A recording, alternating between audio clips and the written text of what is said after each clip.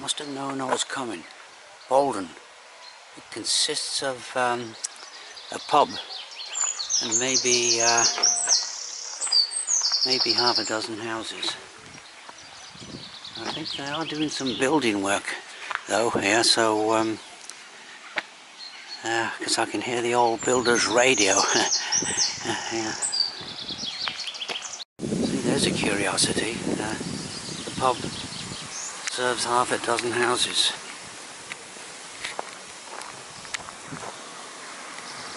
And that was a really convenient parking spot. So they must have known I was coming. Yeah. Oh. See that nice house there? He has, while they're building this new house over here, he has a musical accompaniment. What I'm doing here, I'm doing a kind of a road walk. Yew Tree Cottage. That must be a very... every time I take a photograph, some vehicle arrives. Probably something to do with that builder. But this is another car coming. Oh well. Since I look at that, and what I was going to show this great number of well, all kinds of vehicles seem to arrive all at once. This is the quintessential little English village in a way, right?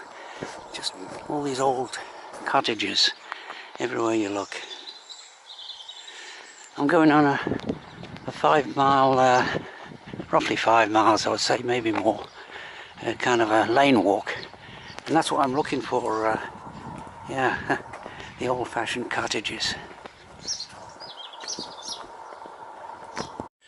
I've just come a few yards, and that's my first destination, Heath. There's a perfectly preserved Norman chapel up there. There is some uphill work here, but once you do start to gain some height, you get views, and over the Shropshire countryside.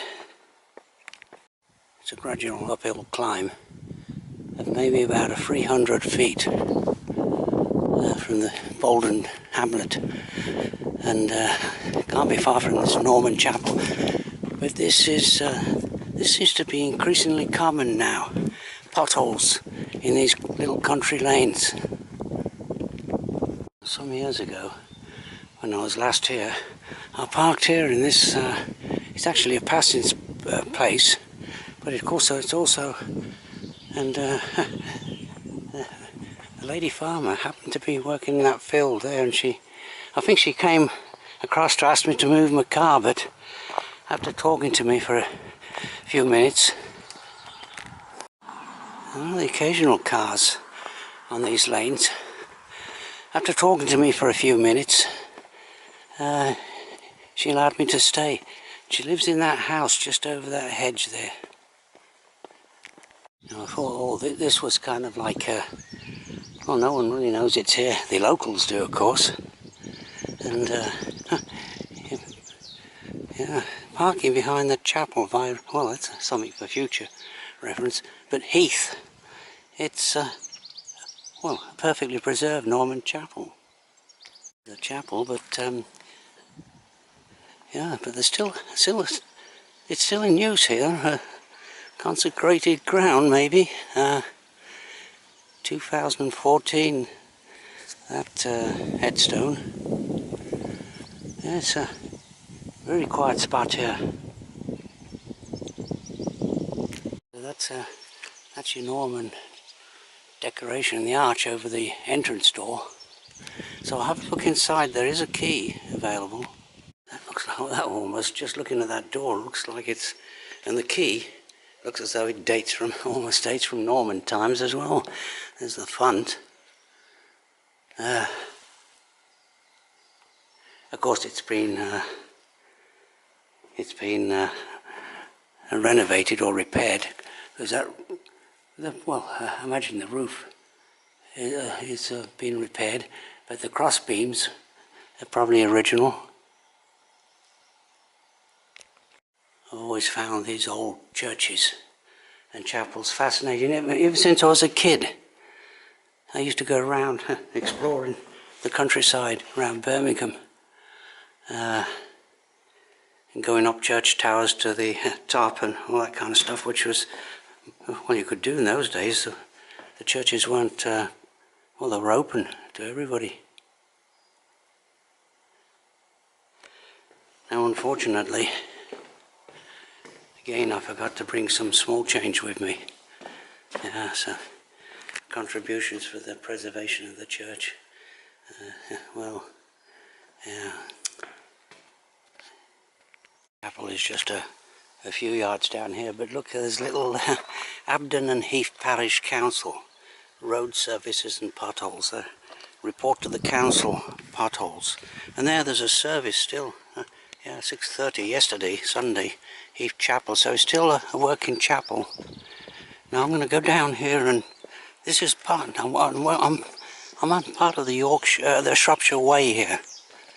Yeah, which goes all around Shropshire, long distance footpath. That Shropshire Way, it looks pretty overgrown, unless the locals kind of use these footpaths. Even the long distance footpaths get overgrown. There is a footpath that goes down there, but I can't see. Yeah, oh, maybe there's a. No, that's just tracks of a vehicle. But the reason I've come down here is just to show this house. I won't go inside, it's private property, but that house there, or cottage, with that excellent oak tree just in front of it, is what I was thinking of rent. I did put a deposit, £100, which I lost because I changed my mind. But really, I should have had that. I just wanted to rent my house in the city and try out country living for a year. Okay, what I'm going to do here, I'm going to retrace my steps, well, about a third of a mile, and just do lane walking to Clee St Margaret, the next village.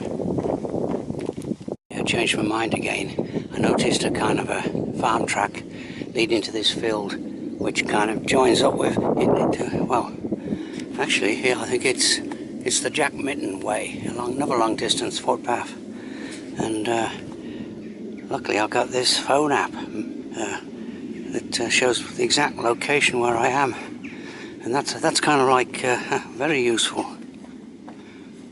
Over there is Brown Clee Hill, the highest point in Shropshire. Now this section of the path looks, well, it's muddy, but because there has been, not just the last 2 or 3 days, but before, some rain. And there's a little tiny brook and with waterfall. It's typical of the countryside around here. Country walking with mud, glorious mud, and well, it's passable, but the problem, if they're not used frequently, these footpaths, they quickly become overgrown with all kinds of weeds, nettles, brambles and thistles, and well, you name them. Okay, not really recommended. It's overgrown and muddy and slippery rocks, and but there's a nice sign. You can hardly see it. It's hidden away in the, because everything grows fast at this time of year. Shropshire Cottage, been there for centuries. What's this one here? Hen and duck eggs for sale. Yeah, look at this. Yeah, is that? I think that comes into flower. That I can't remember what it's called now. Yeah, it's kind of excellent carpenter's cottage. Well, we know who lived there at one time. All right. Yeah, fantastic. Okay, there's the village of Clee St Margaret, and there's the church. I'll just walk around the outside of it. I probably won't go inside. There's the close-up of the church. I probably won't go inside. There was a notice back there saying, notice to dog waters to clean up the poo, dog poo after. Yeah, so obviously this, the locals like taking the dogs around here. I won't go inside. This is the porch. Because I like to always donate just a small amount in the donation box. Yeah, of course these old cottages look nice, very nice. But those windows don't allow much light in.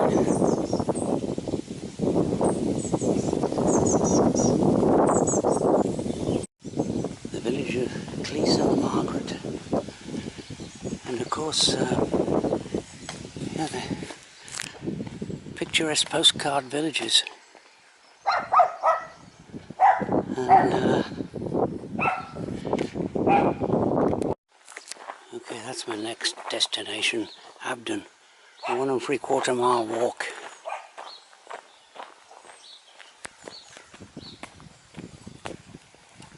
Trespass just a few feet and have a look at Fort St. Margaret. Look at that. Yeah. So that cost a penny or two, I guess. Don't know what the history of the place is. Unfortunately, this isn't a very exciting walk between St. Margaret and Abdon.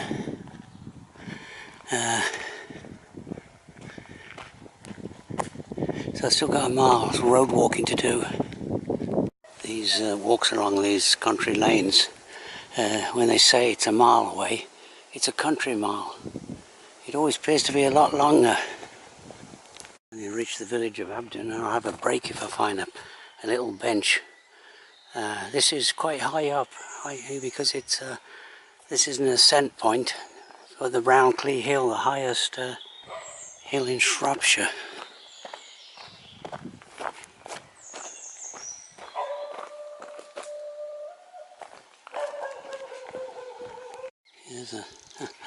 That's a good sized veranda on there. That's kind of like an American style. I don't know what they call them over there. Porches? No, maybe not. There's another country signpost. Tugford, the next destination, 1.5 miles, but I have an idea it'll be mainly downhill. I just go and have a quick look at the church outside and have a break. Unfortunately, the church is 200-300 yards up here, and it looks like it's on top. It's an uphill climb. Finally reached the church. Yeah, as always, in a really nice, peaceful location. I won't go inside. That's what I was looking for. That little bench there. Yeah, it's in the shade as well. Very nice.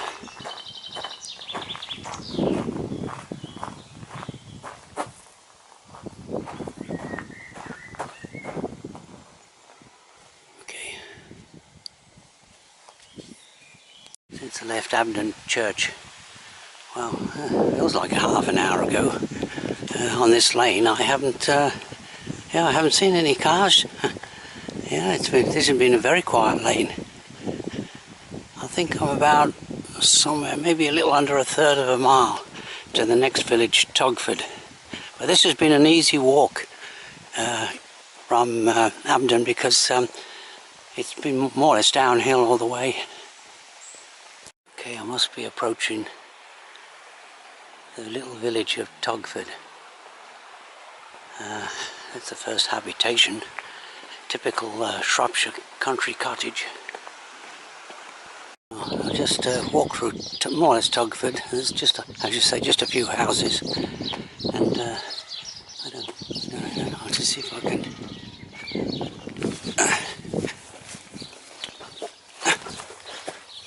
Yeah, I can't quite. That's not. I can't. Thought it was a up-timbered.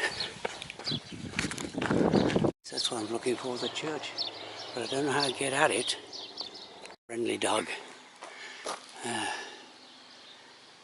Probably belongs to one of these neighbouring cottages.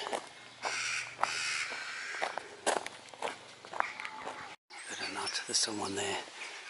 He hasn't noticed me yet. What a look at the size of this yew tree. It's been there. Yeah, there's the church there. Obviously, probably no longer used. It's not a, yeah, but it's a square tower. There's the front of that cottage. I just had a look at, and you can see extensive cottage garden. Yeah. I've maybe probably not quite 1.5 miles of road walking before I get back to the car. And of course I can feel the heat reflecting off this tarmac. Luckily there is a slight breeze. I don't know. That's an attractive hillside wood there. Reminds me of the Surrey Hills, the wooded hillsides in the Mole Valley. Okay, I'll leave this quiet lane, very little traffic on it, just farm traffic mainly. And that's a long straight road with no turning. It's 3/4 of a mile to Bouldon, where I parked the car. Over there is the Wenlock Edge, and in the distance is Long Mynd.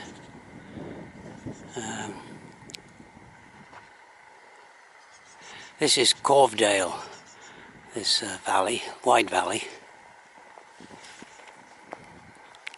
I walked along this lane the last time I was here, about must have been about 10 years ago. I seem to remember this little picnic table. Yeah, with a little parking area now overgrown.